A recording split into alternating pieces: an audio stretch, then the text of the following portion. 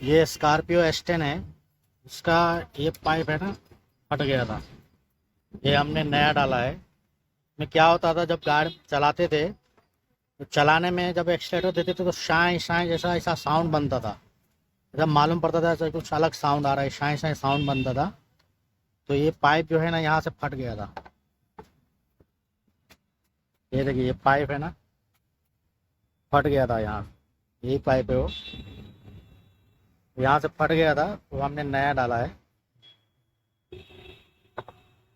Pipe नया डाल के अभी चला के देखेंगे अपना प्रॉब्लम सॉल्व हुआ है कि नहीं। मुझे लगता है हो जाएगा, क्योंकि ये पाइप पूरा फट गया था।